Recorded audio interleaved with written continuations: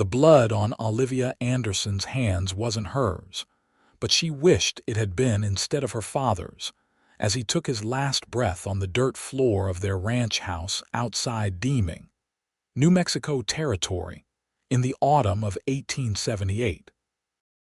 3 men had ridden up demanding water and food, and when her father hesitated, uncertain of their intentions, the tallest one with the scar across his jaw had pulled his gun and fired. Olivia had screamed, thrown herself over her father's body, but it was already too late. The men had laughed, taken what they wanted from the kitchen, and ridden off into the desert, leaving her with nothing but grief and rage. The sheriff in town had nodded sympathetically when she reported it 2 days later, after she'd buried her father behind the house. But he'd done nothing.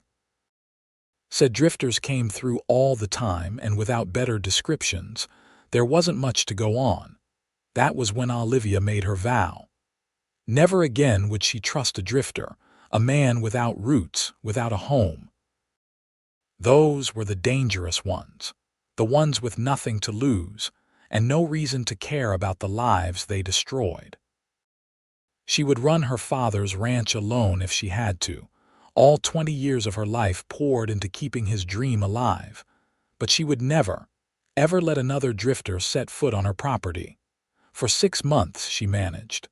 The work was backbreaking, the loneliness almost worse. She had 3 horses, a dozen cattle, and chickens that seemed determined to escape every other day. The ranch wasn't large, but it was honest work, and it was hers. Some of the neighboring ranchers offered help, but most of them came with suggestions that she sell, that she marry, that she do anything other than what she was doing. Olivia turned them all down with a polite smile that didn't reach her eyes. It was a scorching afternoon in May of 1879 when she saw the rider approaching. Her hand went immediately to the rifle she now kept within arm's reach at all times. She stood on the porch, shading her eyes against the brutal sun, watching as the figure on horseback grew larger. A man, alone, with a bedroll tied to his saddle and the dust of long miles on his clothes. A drifter. "That's far enough," she called out when he was still a good 30 yards away. She didn't raise the rifle, but her hand rested on it meaningfully. The man stopped. He was young, maybe mid-20s, with dark hair that needed cutting and several days of stubble on his jaw. His horse looked tired, and so did he. "Madam, I'm not here to cause trouble. Just hoping I might water my horse and refill my canteen. I can pay. I'm not interested in your money. Turn around and ride back to town. There's a well at the church that's free to anyone." He studied her for a long moment, and even from this distance she could see his eyes were an unusual shade of blue, like the sky just before twilight. "Town's 7 miles back, and my horse is about done in." "Please, just the horse. I'll water him and be on my way." Olivia's jaw tightened. She wanted to say no. Everything in her screamed to send him away, but she looked at the horse, saw the way its head drooped, and felt her resolve waver. It wasn't the animal's fault, its owner was a drifter. "Fine. But you water the horse at the trough by the barn and then you leave. You don't come near the house and you don't try anything. I'm a good shot." "Yes, madam. I appreciate it." He walked his horse slowly toward the barn, keeping his movements careful and unthreatening. Olivia followed at a distance, rifle now in her hands. She watched as he dismounted, led the horse to the trough, and let it drink. The man didn't try to drink himself, didn't move toward the pump to refill his canteen. He just stood there, one hand on the horse's neck, waiting patiently while the animal took its time. "You can fill your canteen," Olivia said grudgingly. "I'm not heartless." He looked at her, surprise flickering across his face. "Thank you." He pulled a dented metal canteen from his saddle and walked to the pump. "Name's Wade Sterling, by the way. I know you didn't ask, but seemed polite to introduce myself." "I don't care what your name is. I care that you're leaving." Wade Sterling pumped water into his canteen, the muscle in his jaw working as he clearly held back whatever he wanted to say. When the canteen was full, he capped it and returned to his horse. "You running this place alone? That's none of your business. I just meant, I'm looking for work." "Ranch work. I'm good with horses, decent with cattle, and I can mend fences and fix just about anything that breaks. If you need help, I don't." Olivia's voice was sharp. "And even if I did, I wouldn't hire a drifter."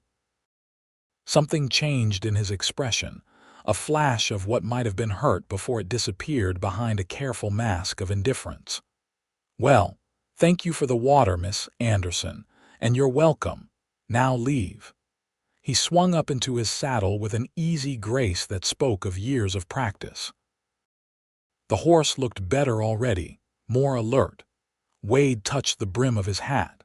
"Miss Anderson, I hope the rest of your day is kinder than this conversation." There was no anger in his voice, just a quiet sadness that made something twist uncomfortably in Olivia's chest. She watched him ride away, back toward the road that would take him to town or beyond. Part of her felt guilty for her harshness, but the larger part remembered her father's blood, remembered the casual cruelty of men who belonged nowhere. She turned back to her work, determined to forget about Wade Sterling and his twilight blue eyes. But fate, it seemed, had other plans. 3 days later, she was in town buying supplies when she saw him again. He was standing outside the saloon, talking to another man, looking cleaner and better rested. When their eyes met across the dusty street, he nodded politely but didn't approach. Olivia quickly finished her business and headed home. A week after that, she woke to find 2 of her horses missing. The fence had been cut deliberately, and tracks led off toward the open range. Rustlers or just thieves. Either way, she needed those horses. She saddled her remaining horse, took her rifle, and followed the tracks. The trail led into rougher country, rocky and treacherous. Olivia had been tracking for about 3 hours when she heard gunshots. Her heart jumped into her throat, and she urged her horse forward carefully, approaching the sound. What she found made her blood run cold. Wade Sterling was pinned down behind a cluster of rocks, exchanging fire with 3 men who had taken position in the hills above him. And tied to a dead tree 20 yards from Wade's position were her 2 missing horses. Olivia's mind raced. She should ride back to town, get the sheriff, get help. But that would take hours, and Wade Sterling might be dead by then. And he had her horses, or near them anyway, which meant he'd either stolen them or he'd been trying to recover them. She studied the scene, noticed the way the 3 men were positioned, clearly the aggressors. Wade's horse was near her own horses, and there was something about the whole setup that spoke of him having tracked them, just as she had. Making a decision she hoped she wouldn't regret, Olivia found her own position in the rocks, took aim, and fired a shot that pinged off a boulder inches from one of the attackers. The 3 men immediately spun around, trying to locate this new threat, and in that moment of confusion, Wade made his move. He fired twice, swift and accurate. One man went down clutching his shoulder, another dove for better cover. The third one, the one with the scarred jaw, locked eyes with Olivia across the distance, and her whole body went ice cold. She knew that face. It was burned into her memory from the worst day of her life. Recognition must have shown on her face because the scarred man's eyes widened, then narrowed. He said something to his companions, and suddenly all 3 were retreating, scrambling to their horses and riding hard away from the scene.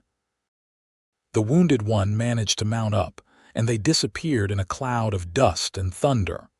Olivia sat frozen, her hands shaking so badly she had to lower the rifle before she dropped it. That man. That was the man who had killed her father. She'd spent 6 months trying to forget his face, and here he was like a ghost risen up to haunt her. "Miss Anderson," Wade's voice broke through her shock. He was approaching carefully, hands visible and empty. "Are you all right?" She couldn't speak, couldn't make her mouth form words. She just stared at the place where the scarred man had disappeared. Wade came closer, concern evident on his face.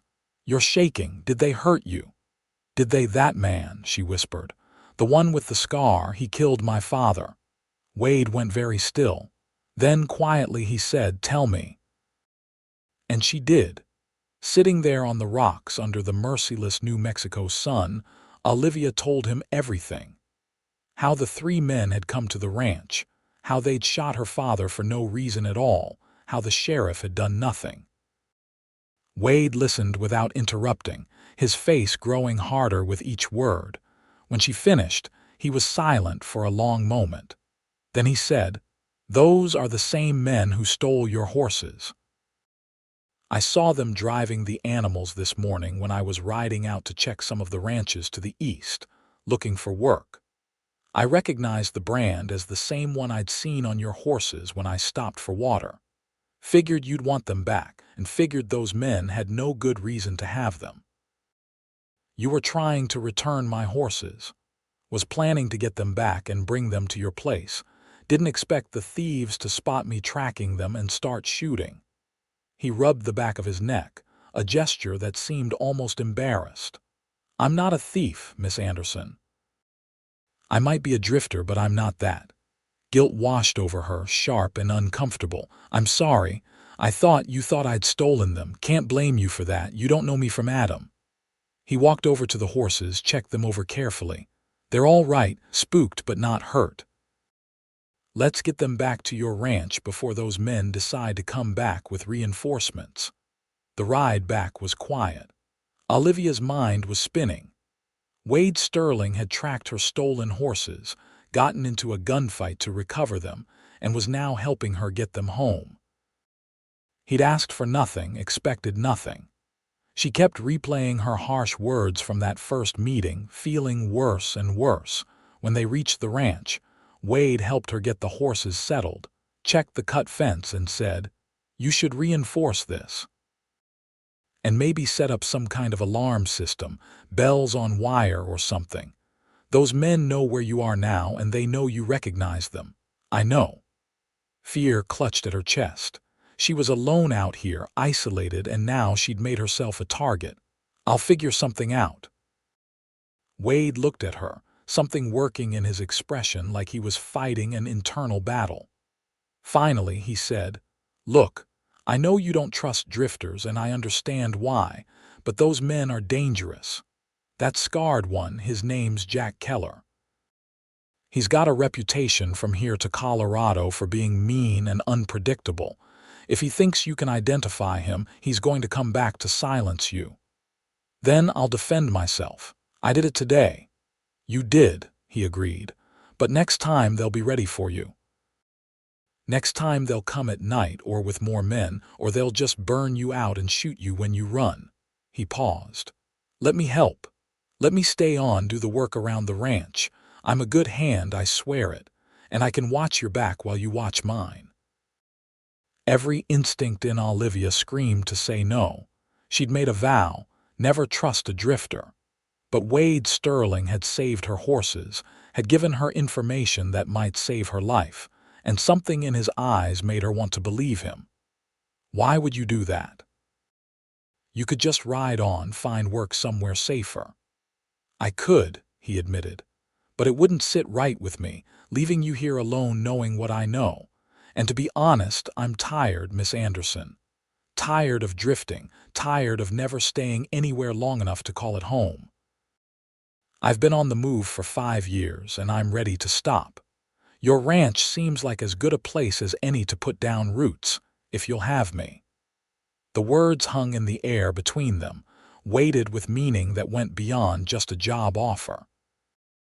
Olivia studied him, this man she'd met only days ago, this drifter who somehow didn't seem like one anymore. She thought about her father, about the ranch, about the long, lonely months she'd spent trying to do everything alone. She thought about Jack Keller's scarred face and the very real danger she was in.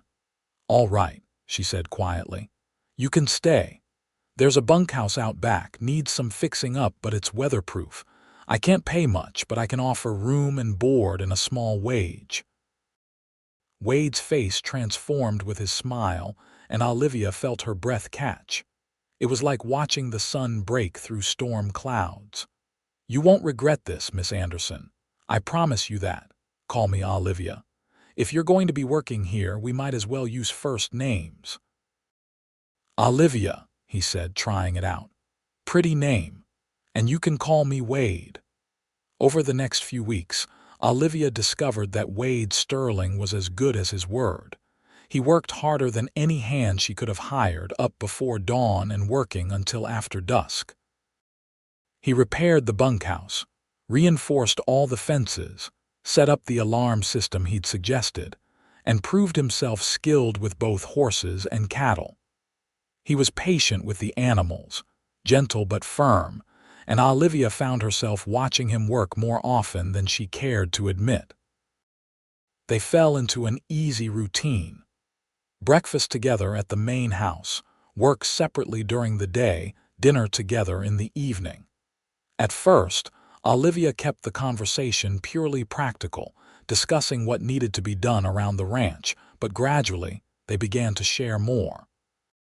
Wade told her about growing up in Kansas, about losing his family to cholera when he was 19, about drifting west because there was nothing left to keep him in one place. "I thought moving would help," he said one evening as they sat on the porch watching the sunset. "Thought if I kept riding, eventually I'd outrun the grief, but it doesn't work that way. The grief comes with you. I just learned to carry it better." Olivia understood that all too well. "I thought about leaving after my father died, selling the ranch, going somewhere new. But this place was his dream. Giving it up felt like letting them win, the men who killed him. So you stayed and fought for it instead. That takes courage. Or stubbornness. Some days I'm not sure which." Wade looked at her, his expression soft in the fading light. "I think it's courage. And I think your father would be proud of what you've done." The compliment warmed her more than it should have. She'd been so isolated, so focused on just surviving, that she'd forgotten what it was like to have someone see her, really see her, and appreciate what they found. It was dangerous, she knew, letting herself feel this way. Wade Sterling might have stopped drifting for now, but that didn't mean he'd stay forever. Drifters were called drifters for a reason, but despite her reservations, Olivia felt herself softening toward him. It was in the small things. The way he always made sure there was fresh water in the house before she asked. The way he'd fixed the loose step on the porch that she'd been meaning to get to for months. The way he talked to the horses like they were old friends. He was kind, genuinely kind in a way that seemed increasingly rare. One morning about 6 weeks after Wade had started working at the ranch, Olivia came out to find him in the corral with one of her horses, the most skittish of the three. The mare had never let Olivia get close, always shying away, but Wade was standing next to her, running his hand along her neck while she stood calm and still. "How did you do that?" Olivia asked, amazed. Wade looked up, startled. He'd been so focused on the horse he hadn't heard her approach. "Do what?" "Get her to trust you. She's never let me within 10 feet. "Oh." He looked almost embarrassed. "Just took some time. Came out here every morning before work, brought her apples, talked to her, showed her I wasn't going to hurt her. She just needed to know she was safe." Olivia felt something shift in her chest, like a key turning in a lock she hadn't known existed. Wade wasn't just talking about the horse. He'd been doing the same thing with her, patient and kind and consistent, showing her through his actions that he was safe, that he could be trusted. "Wade," she said quietly. He turned to look at her fully. "Thank you for everything you've done here, for staying." His eyes met hers, and the intensity in them made her heart race. "There's nowhere else I'd rather be." The moment stretched between them, charged with something Olivia was afraid to name. Then one of the chickens squawked loudly, breaking the spell, and they both laughed, slightly awkward.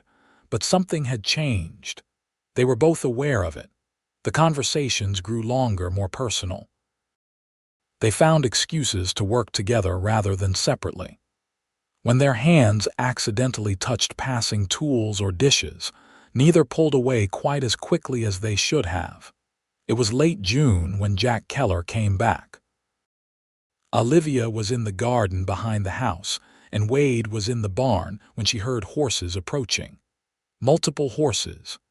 She grabbed her rifle and ran to the front of the house, her heart pounding. 4 men sat on horseback in front of her porch.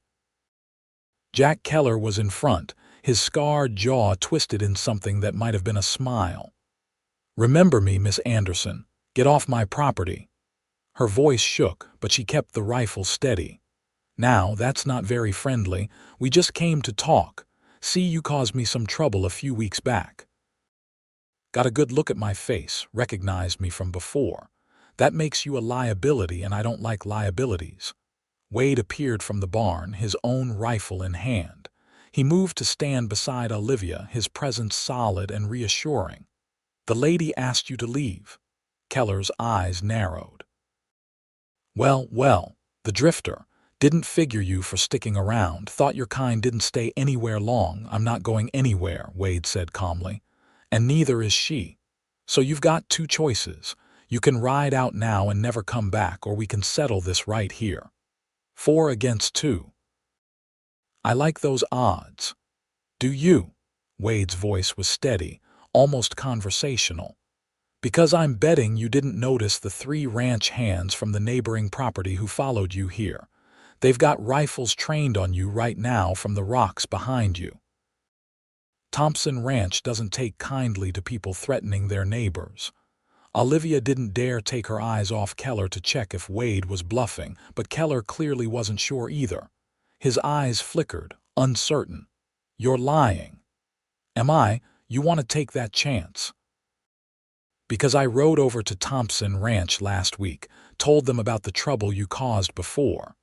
They've been keeping an eye out. You think you're the only ones who know how to set up an ambush." For a long moment, nobody moved. The tension was thick enough to cut with a knife. Then Keller slowly raised his hands. "This isn't over." "Yeah, it is." Wade took a step forward, and Olivia could see the steel in him now, the hardness he usually kept hidden. "Because here's what's going to happen. You're going to ride out of here, and you're going to keep riding. All the way out of New Mexico territory. And if I ever see your face around here again, I won't bother with talking. I'll go straight to the sheriff with Miss Anderson's testimony, and I'll make sure every lawman from here to Texas knows your name and your face. You'll have nowhere left to run." Big talk for a drifter. "I'm not a drifter anymore. I'm putting down roots right here, and I protect what's mine." Keller's eyes moved between Wade and Olivia, calculating. Whatever he saw there must have convinced him, because he finally jerked his horse's reins, turning the animal around. "You're making a mistake, Sterling. The only mistake is the one you'll make if you don't leave right now." They watched the 4 men ride away, disappearing into the distance. Only when they were completely out of sight did Olivia lower her rifle. Her hands were shaking. "Were you bluffing?" "About the Thompson Ranch hands." Half bluffing. Wade lowered his own rifle. "I did go talk to them, and they did say they'd keep an eye out, but I'm not sure if they actually followed Keller here or not. I saw dust in that direction before Keller arrived and hoped for the best." That was incredibly risky, but it worked. He turned to her, and the fear she'd been holding back suddenly crashed over her. She started to shake, really shake, and Wade immediately set his rifle down and pulled her into his arms. "Hey, it's okay, you're safe. I've got you." Olivia buried her face in his chest, feeling the steady beat of his heart, the solid warmth of him. She shouldn't allow this, knew it was crossing a line, but she couldn't make herself care. He was here, he was real, and he just faced down 4 dangerous men for her. "I was so scared," she whispered. "I know, I was too." His arms tightened around her. "But we faced them together and we won. That's what matters." She pulled back enough to look up at him, and what she saw in his eyes took her breath away. It wasn't just concern or kindness. It was something deeper, something that matched the feeling growing in her own chest. "Wade," she started, but didn't know how to finish. He lifted one hand, gently brushing a strand of hair back from her face. "I meant what I said out there, about putting down roots, about protecting what's mine. I know I don't have any right to feel this way, not after only a couple of months, but Olivia, I don't." She pressed her fingers to his lips, stopping him. "Don't say it unless you mean it, unless you're really done drifting. Because I meant what I said about never trusting a drifter, and if you're going to break my heart, I need to know now before I let myself fall any further." His hand covered hers, pulling it gently away from his mouth. "I'm done drifting if you'll have me, not just as a ranch hand. Not just as someone who works here. I want to build a life here with you if you'll let me. I know it's fast, and I know you have every reason not to trust my word, but I swear to you, Olivia Anderson, I have never been more certain of anything in my life." Her heart was pounding so hard she could barely breathe. "I'm scared," she admitted. "I'm scared of trusting you. I'm scared of what it means if I let myself love you and you leave. Then I'll just have to prove it to you every single day that I'm not going anywhere." He leaned his forehead against hers. "Let me stay, Olivia. Let me be more than just a hired hand. Let me be yours." She thought about her vow, about never trusting a drifter. But Wade Sterling had shown her in 100 small ways that he was more than just a man passing through. He'd fought for her, worked beside her, made her laugh on difficult days and given her hope when she'd almost run out.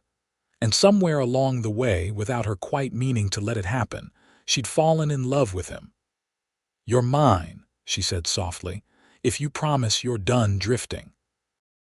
"I promise. I'm home, Olivia. Right here." When he kissed her, gentle and sweet and full of promise, Olivia felt something inside her finally settle. She'd spent so long being afraid, being angry, holding everyone at arm's length. But Wade had been patient enough to wait for her walls to come down. And now that they had, she wasn't going to let fear dictate her life anymore. They stood there on the porch for a long time, holding each other, watching the sun move across the sky. Eventually, they'd have to go inside, have to discuss what happened with Keller and whether he'd really leave them alone. Eventually, they'd have to figure out what their future looked like, what it meant for Wade to stay permanently. But for now, this moment was enough. The next morning, Wade rode into town.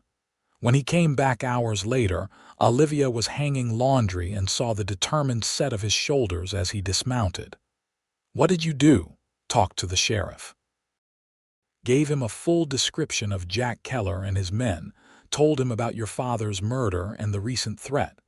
Also talked to the land office." He pulled a folded paper from his pocket. "I'm filing a claim for the homestead section adjacent to your ranch.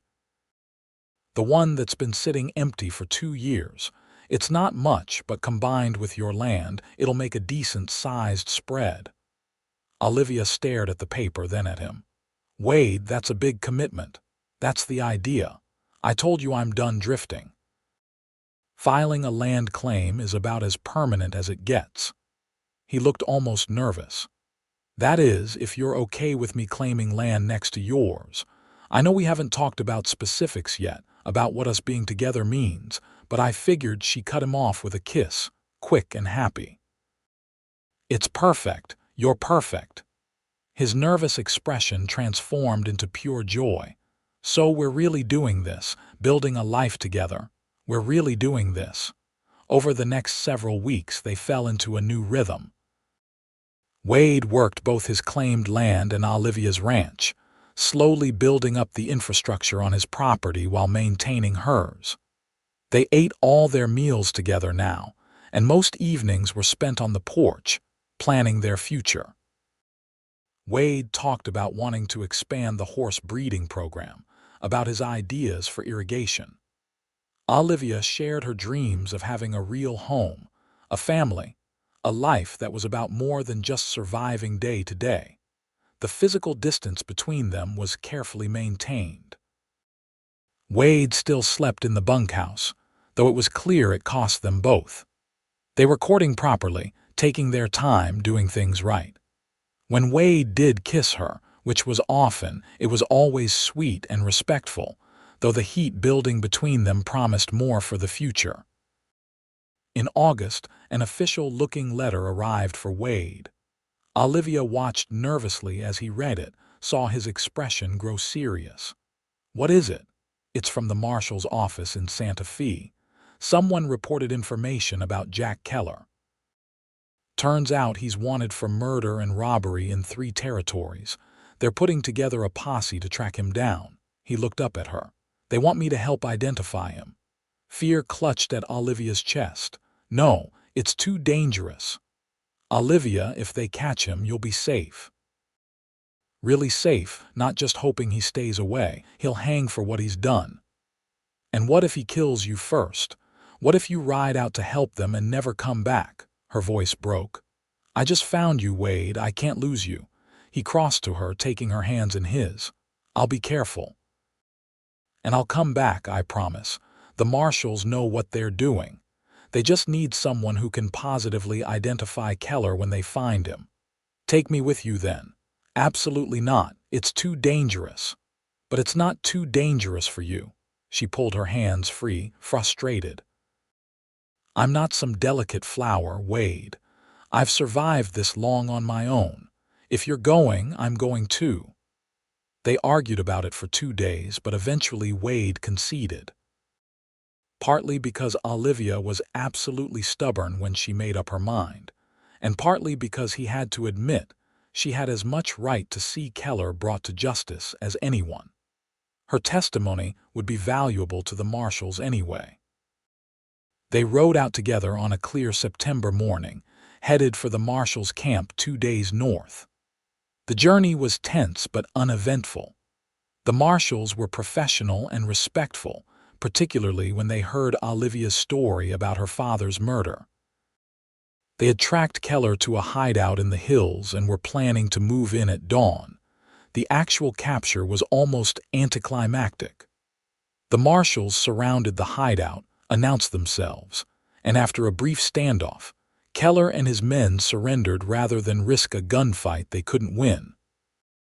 Both Olivia and Wade positively identified him. 2 of his gang members turned out to have outstanding warrants as well. Standing there watching Jack Keller in chains, Olivia felt something she hadn't expected. Not triumph or satisfaction, but a quiet sense of closure. This man had taken her father from her, had haunted her nightmares and ruled her decisions for over a year. But now, seeing him defeated and bound for the hangman's noose, she felt the weight of that trauma begin to lift. He couldn't hurt her anymore. He couldn't hurt anyone anymore. The ride back to Deeming took 3 days, and somewhere along the way, Olivia felt herself finally, truly let go of the past. She'd been holding on to her anger and fear so tightly that she hadn't realized how much it was weighing her down. Now, with Keller captured and Wade riding beside her, she felt lighter than she had in years. "You all right?" Wade asked as they crested a hill and saw their valley spread out below them, golden in the afternoon sun. "Better than all right," Olivia said. "I'm free, really free. And I'm ready to start our future." Wade's expression grew intense. "Olivia Anderson, when we get home, I'm going to do something I've been thinking about for weeks. I'm going to ask you a very important question, and I need you to know I'm completely serious. I love you. I've loved you since you stood on that porch with your rifle, all fierce and brave and determined. I want to spend the rest of my life proving to you that I'm worth the trust you've given me." Her heart was soaring. "You can ask me the question now, you know. You don't have to wait until we're home. Yes, I do. Because when I ask you to marry me, I want to be able to offer you more than words. I want to show you what I've been building. Curiosity warred with excitement inside her, but Olivia let him have his way. When they finally reached the ranch as the sun was setting, Wade took her hand and led her not to the main house or the bunkhouse, but to his claimed land next door. There, in the clearing where 2 months ago there had been nothing, stood the frame of a house. Not a big house, but a real one with proper walls going up and a solid foundation. Olivia gasped. When did you do this? Been working on it whenever I had spare time. Got some help from the hands at Thompson Ranch, repaid them by helping with their harvest. He turned to face her, still holding her hand. I wanted to have something to offer you. A home, a future. Proof that I'm serious about staying, about building a life here. Tears pricked at Olivia's eyes. All those evenings when he'd said he was checking on his property, he'd been building this. For her, for them. Wade. He went down on one knee, right there in the dirt with the half-built house behind him and the sunset painting everything gold. Olivia Anderson, you taught me what it means to have a home. You took a chance on a drifter when you had every reason not to, and you've given me the greatest gift I've ever received, a place to belong. I love you with everything I am. Will you marry me? Will you let me spend the rest of my life making you happy? Yes, she said, laughing and crying at the same time. Yes, absolutely yes. He stood and swept her into his arms, spinning her around before kissing her deeply. When they finally broke apart, both breathless and grinning, the stars were beginning to appear overhead. I don't have a ring yet, Wade admitted. Spent all my money on materials for the house. I don't care about a ring, I care about you. She looked at the house, then back at him. How long until it's finished? Another month, maybe 6 weeks if I work hard. Why? Because I want to get married as soon as it's ready. I don't want to wait any longer than we have to. Wade's eyes darkened with warmth and promise. Then I'll work twice as hard. We'll be married before the first snow. They were married on a crisp October afternoon, 6 weeks later, with the house finished and furnished with simple but sturdy pieces Wade had built or traded for. The ceremony took place in the small church in Deeming, with half the town in attendance.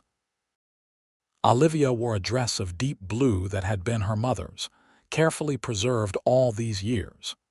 Wade wore his best shirt and a new vest, his hair neatly trimmed and his face cleanly shaved.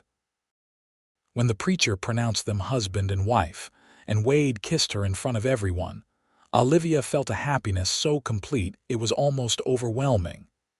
This man, this former drifter who had wandered into her life and refused to leave, was now her husband, her partner, her future.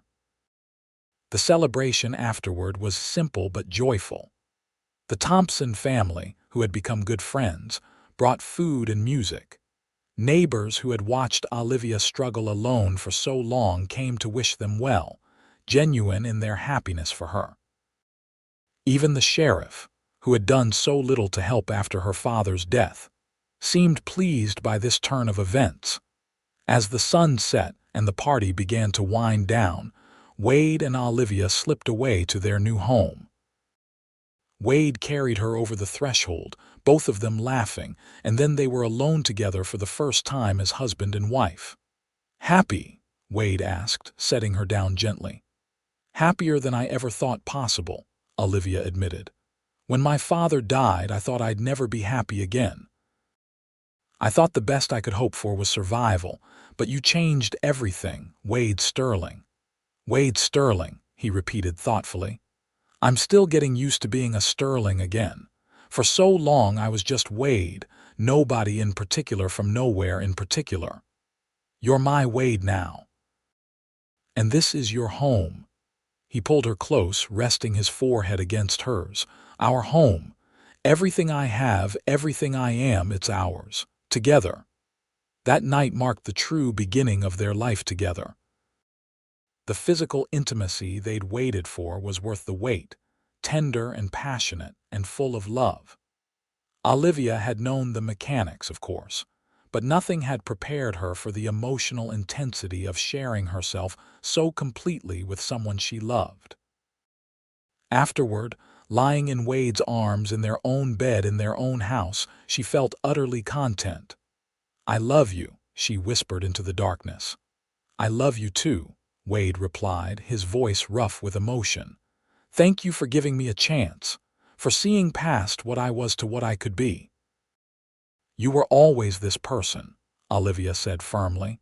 "You just needed a reason to stop running, and I needed someone to show me it was safe to trust again." The first year of their marriage was busy and productive. They worked together to combine the two properties into one operation, building up the horse breeding program and the cattle herd. Wade proved to have a real talent for breeding quality horses, and by the following spring, they had buyers coming from as far away as Texas and Arizona to look at their stock. Olivia discovered she had a head for the business side of things, keeping meticulous records and driving hard but fair bargains. Together, they made a formidable team. The ranch prospered in ways Olivia had never imagined possible when she was struggling alone. But even better than the financial success was the daily joy of their life together. They worked side by side during the day, ate their meals together, spent their evenings planning and dreaming and simply enjoying each other's company. Wade taught Olivia to play poker, and she taught him to dance, and they both learned that building a life with someone you loved was the greatest adventure of all. In late summer of their second year of marriage, Olivia began to suspect she might be pregnant. She waited to be sure, not wanting to get Wade's hopes up, but when her suspicions were confirmed by the doctor in town, she could barely contain her excitement on the ride home. She found Wade in the barn, working with a young horse. "Can you take a break?" she asked, trying to keep her voice casual. "Sure." He noticed her expression. "What's wrong? You look strange." "Nothing's wrong. Everything's right. Wade, I'm pregnant. We're going to have a baby." The look on his face was something she would remember for the rest of her life. Pure, uncomplicated joy, followed by wonder, followed by a hint of fear. "A baby? Really, really?" "The doctor says probably early March." Wade whooped and picked her up, swinging her around before immediately setting her down again, worried. "Sorry, should I not have done that? Are you all right? Do you need to sit down?" Olivia laughed at his sudden protectiveness. "I'm fine. I'm pregnant, not fragile." But Wade immediately became cautiously attentive in a way that was both sweet and occasionally frustrating. He tried to take over all the heavy work, insisted she rest more, fussed over her diet.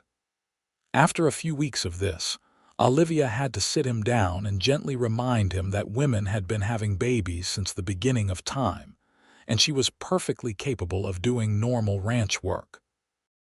"I know," Wade said, looking sheepish. I can't lose you, Olivia.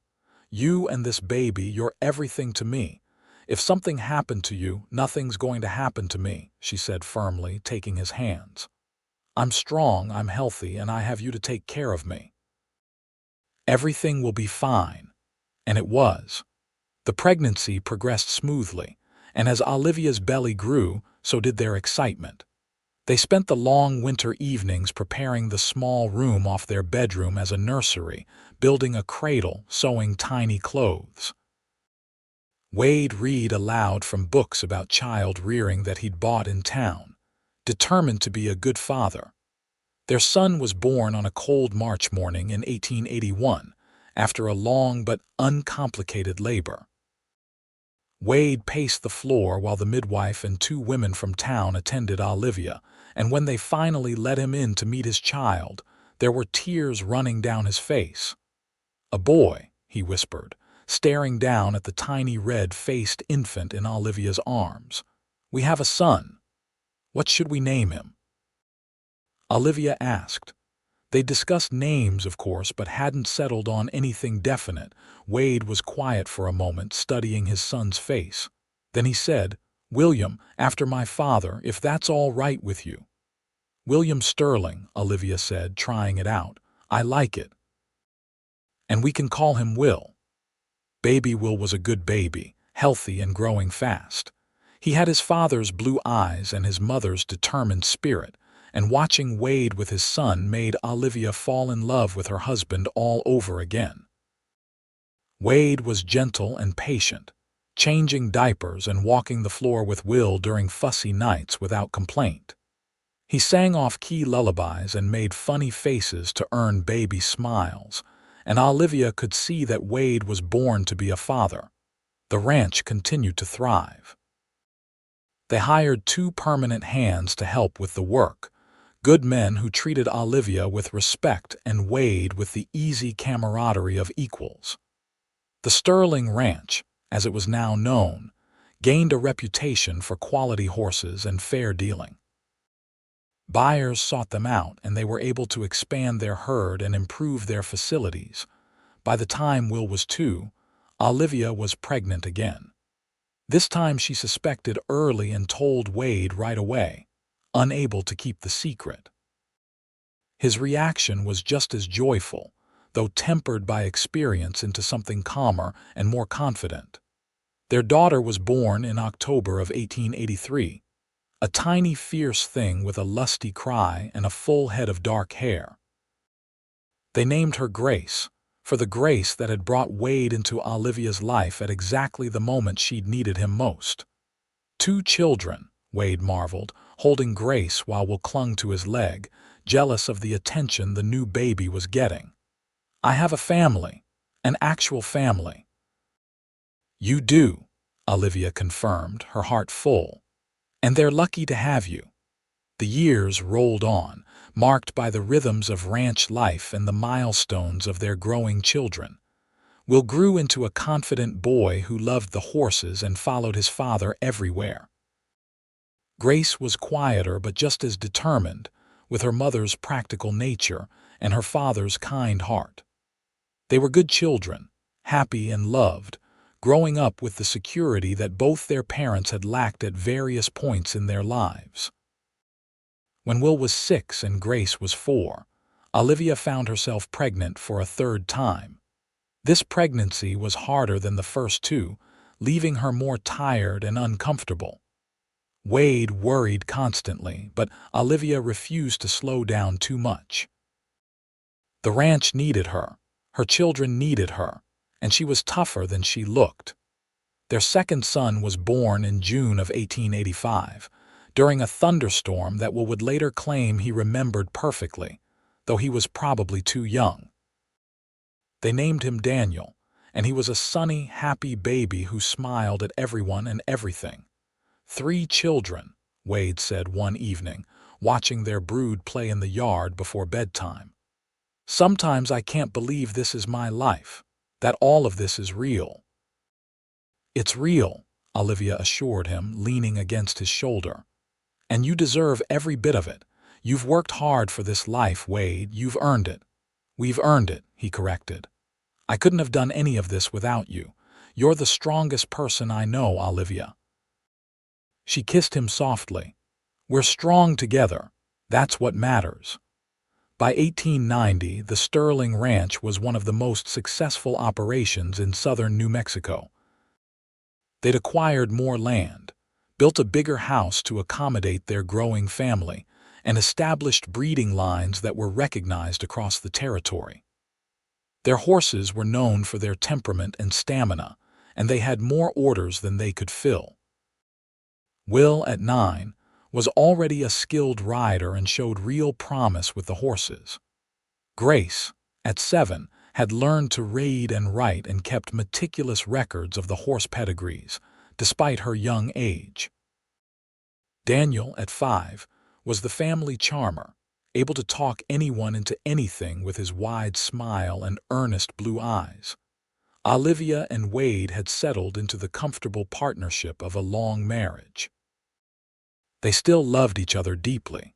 still made time for quiet moments alone, but their relationship had evolved into something even stronger than those early days of passionate new love.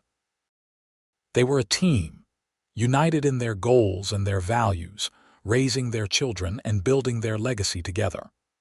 One evening in late summer, after the children were in bed, Wade and Olivia sat on their porch watching the stars come out. This was their ritual, this quiet time at the end of the day when they could talk without interruption. "You ever think about that first day?" Wade asked. "When I rode up asking for water and you threatened to shoot me," Olivia laughed. "Of course I do. I was so determined to hate you on principle. You represented everything I was afraid of.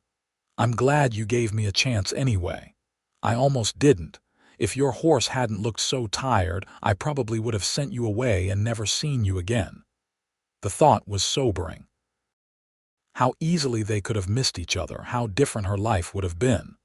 "But you didn't send me away, and when I found your stolen horses, you let me help, and when Keller came back, you stood beside me instead of sending me away." Wade took her hand. "You were braver than you knew, Olivia, letting yourself trust me after what you'd been through. You made it easy," she said simply. "You showed me who you were through your actions, not just your words. You proved you were done drifting. Best decision I ever made, putting down roots here with you."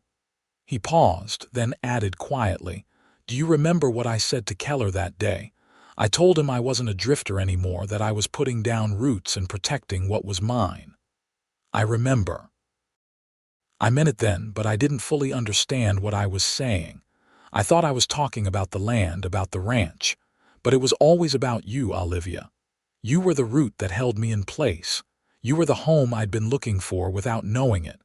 Tears pricked at Olivia's eyes. After all these years, Wade could still make her heart flutter with his words. "I love you. I loved you then, even though I was too scared to admit it, and I love you now more than ever. I love you too, more than I can ever properly say."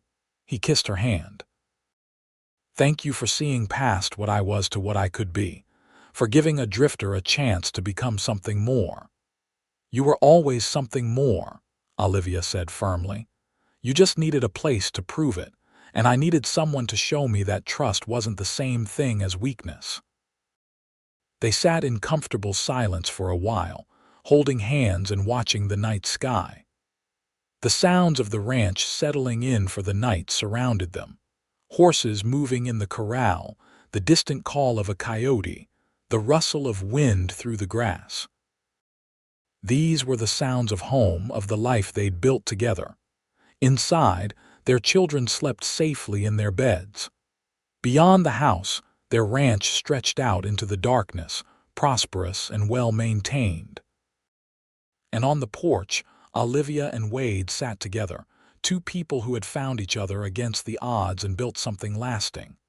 "You ever miss it?" Olivia asked suddenly. "Drifting, being free to go wherever you wanted." Wade was quiet for a moment, considering. "No," he finally said. "I thought I wanted freedom, but what I really wanted was purpose. Connection. Someone to build a life with. Drifting wasn't freedom, Olivia. It was just loneliness by another name. And now I have everything I ever wanted and things I didn't even know I could want. A wife I adore, children who make me proud every day, work that matters, a place that's mine, ours." He squeezed her hand. "I'm the richest man in New Mexico, and it has nothing to do with money." Olivia leaned her head on his shoulder, feeling utterly content. "We've been blessed," she said softly.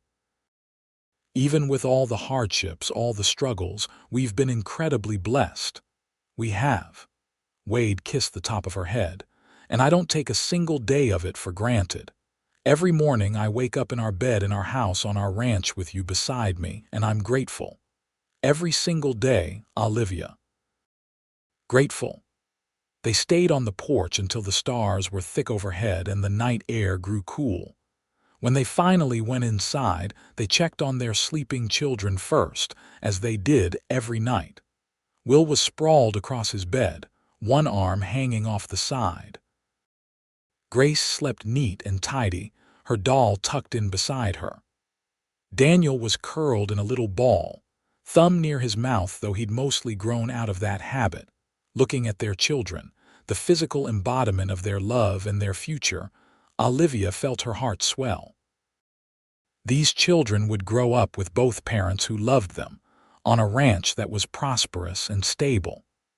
They would never know the kind of loss and fear that had shaped both Olivia's and Wade's early lives. That was the greatest gift she and Wade could give them: security, love, and a place to call home. In their own room as they prepared for bed, Wade said, "I've been thinking about expanding the northern pasture. We could support a bigger herd if we improved the water situation up there." Olivia smiled. This was Wade, always planning, always building toward the future. "That's a good idea. We could talk to Thompson about digging a joint well, share the costs." "Exactly what I was thinking." He pulled her into his arms. "We make a good team, you and I." "The best team," she agreed, tilting her face up for a kiss. That night, wrapped in her husband's arms in the house they'd built together, Olivia thought back to that young woman who had stood on the porch with a rifle, so determined never to trust a drifter. She'd been so hurt, so afraid, so certain she knew what was best. And then Wade Sterling had ridden into her life and changed everything. She'd said she'd never trust a drifter. He'd said he was done drifting if she'd have him. And somehow, impossibly, miraculously, they'd both kept their word. Wade had stopped drifting and become the most solid, reliable man she'd ever known. And Olivia had learned to trust again, had opened her heart despite her fear, and been rewarded beyond measure. Their story could have been a tragedy. Olivia alone on a struggling ranch, Wade endlessly wandering from place to place, both lonely and hurting. But instead, it had become something beautiful. A love story that started with distrust and danger and grew into something strong enough to last a lifetime. The years continued to pass, marked by both joys and sorrows, as all lives are. They lost neighbors to illness, saw droughts and hard winters, faced the endless challenges of ranch life. But through it all, Wade and Olivia faced everything together, their bond growing stronger with each shared experience. When Will turned 18 in 1889, he began taking on more responsibility around the ranch, working alongside his father as a full partner. He had his father's way with horses and his mother's head for business, and Wade and Olivia knew the ranch would be in good hands when they were eventually gone. Grace, meanwhile, discovered a talent for teaching. She would gather the children from neighboring ranches and teach them reading and mathematics in the Sterling's parlor during the winter months when work was slower. She had her mother's practical nature and patience, and the children adored her. Daniel, true to his early personality, grew into a young man who could make friends with anyone. He had plans to study law eventually, to become someone who could help people solve problems without violence. His parents supported this dream wholeheartedly, proud that their son wanted to make the world better. In 1895, New Mexico Territory was growing and changing. The railroad had come through, bringing more people and more opportunities. The wild, dangerous days of the 1870s were fading into memory, replaced by increasing civilization and order. Deeming had grown from a rough frontier town into a proper community with schools, churches, and a real downtown. Wade, now in his early 40s, had silver threading through his dark hair. Olivia, at 37, had laugh lines around her eyes and a few gray hairs of her own. But they were healthy and happy, still deeply in love after 16 years of marriage.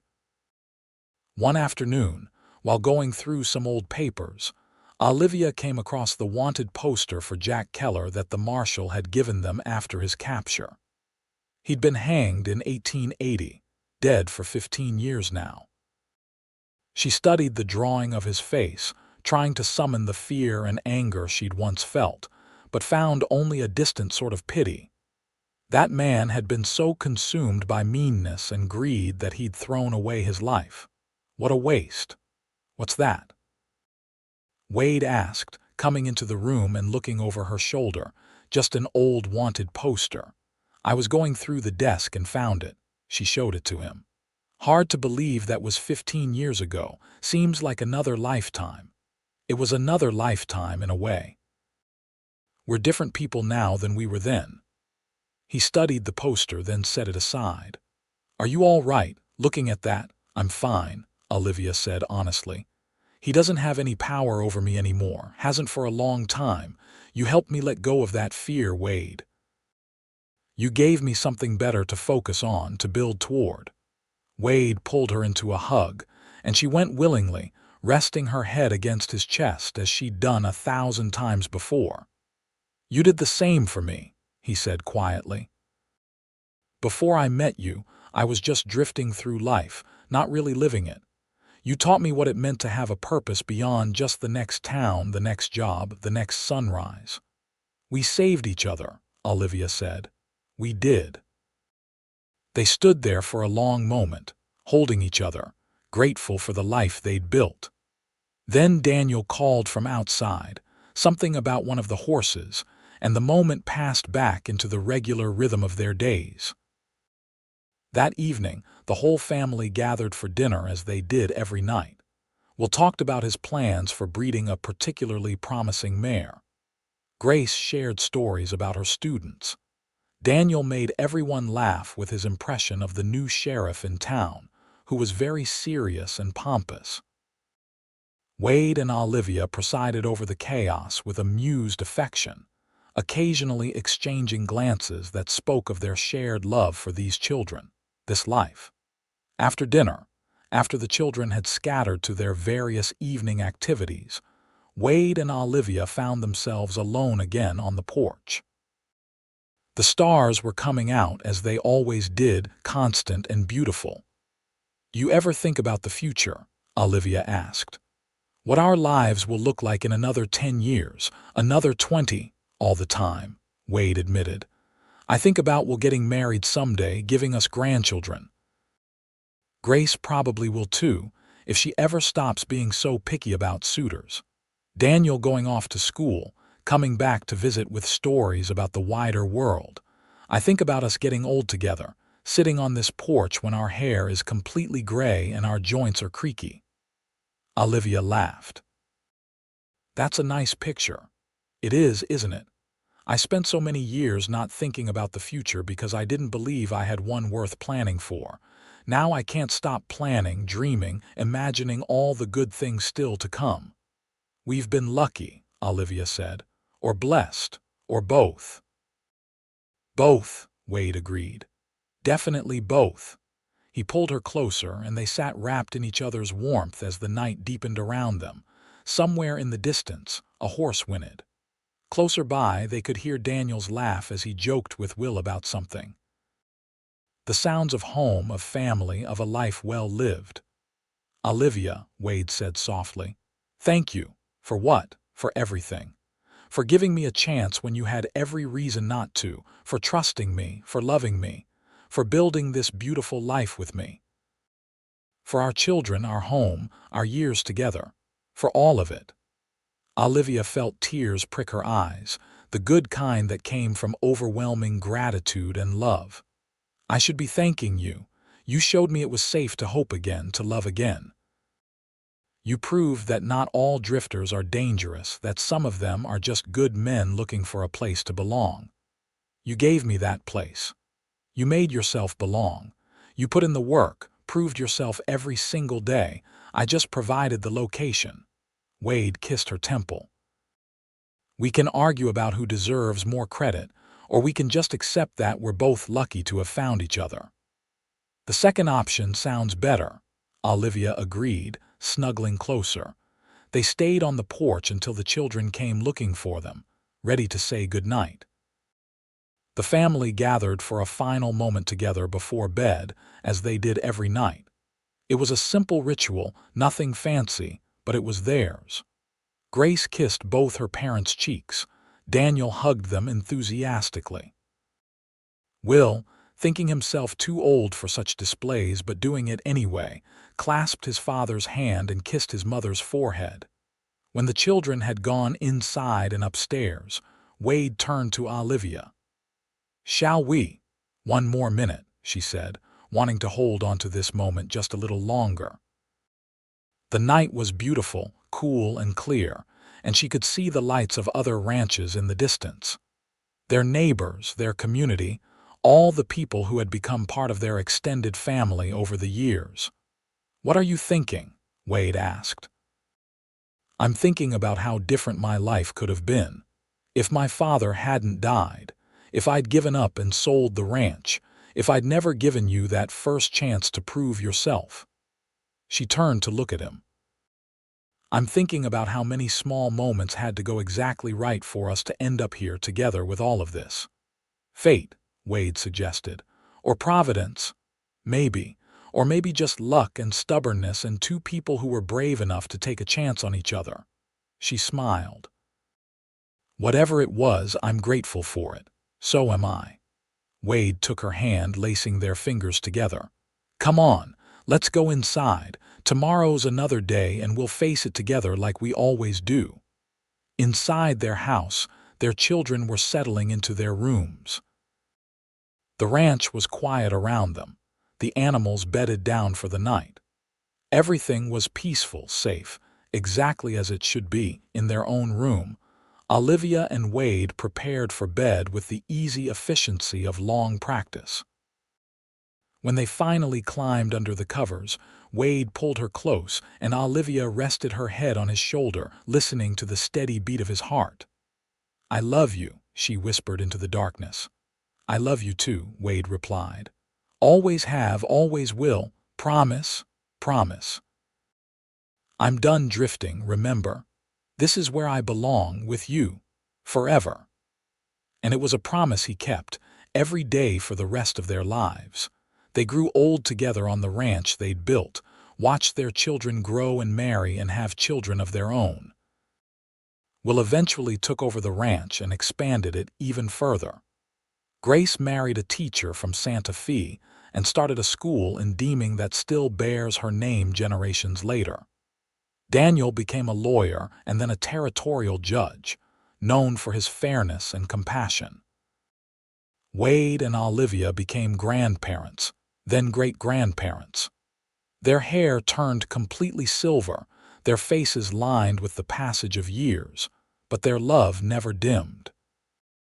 They still sat on the porch together in the evenings, still held hands and shared quiet conversations, still looked at each other with the same affection that had bloomed in those early days of their courtship.